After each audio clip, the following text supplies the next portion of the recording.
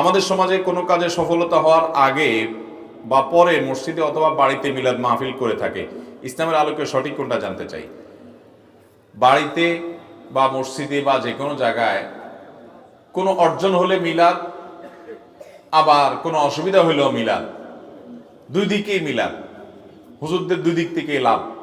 আপনার বিপদ হলেও লাভ, আপনার সুদিন হইলেও, বিপদ হইলেও হুজুর দিয়ে দোয়া করাইবেন, আর সুখ আসলেও হুজুর দিয়ে মিলাদ পড়াইবেন। দুই দিক থেকে আমাদের লাভ। ভাইরা আমার, এটা তো ঠিক আছে যে আপনার বিপদ হলে আপনি আল্লাহ রাস্তায় দান করবেন, মসজিদ মাদ্রাসা দান করবেন, এবং আলেমুল আমাদের হাদিয়া দিবেন, এটা তো ঠিক আছে। আল্লাযীনা ইউনফিকুনা ফিস সাররাই ওয়াদ দাররা, মুত্তাকিদের বৈশিষ্ট্য আল্লাহ বলতে গিয়ে বলেছেন যে তারা সুখে দুঃখে দুর্দিনেও তারা দান করে, এটা তো ঠিক আছে। আবার যখন সুখে আছেন তখনও দান করবেন, দান ভিন্ন জিনিস।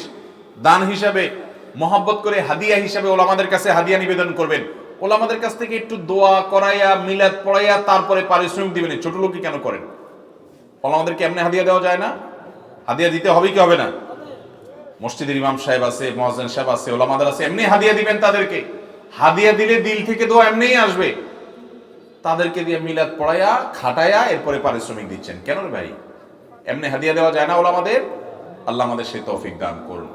অতএব কোনো বিপদ হলে, সুখ আসলে তার জন্য লোকজন ডেকে সবাই মিলে সম্মিলিতভাবে সুরে সুর মিলিয়ে তালে তাল মিলিয়ে এভাবে দুরূদ পাঠ করে এটার জন্য আল্লাহর কাছে দোয়া করা কিংবা ওই যে শুকরিয়া আদায় করা, এই পদ্ধতি না সাহাবী না সালাফ না কারো থেকে কোনোভাবে, না নবী সাল্লাল্লাহু আলাইহি ওয়াসাল্লাম থেকে কোনোভাবে বর্ণিত। অতএব আমরা কোনো সুদিন আসলো, কোনো সুসংবাদ আসলো, আল্লাহর কাছে শুকর আদায় করবো। সিজদাতে শুকর, সিজদাতে শুকর তো দুনিয়া থেকে বিদায় হয়ে গেছে, বিলুপ্ত হয়ে গেছে, আমল নাই। শুকরিয়া সিজদা দিয়ে দিবেন, আল্লাহর রাস্তায় দান সাদকা করবেন, খুশি হবেন, সেটা ভিন্ন বিষয়। কিন্তু এই ট্র্যাডিশনাল যে মিলাদ আমরা বানিয়ে নিয়েছি, এটা না কোরআনে আছে না হাদিসে আছে, এটা চলে আসতেছে আমাদের সমাজে। আল্লাহ তো আমাদেরকে কোরআন এবং সুন্নাহ অনুযায়ী আমল করার তৌফিক দান করুন।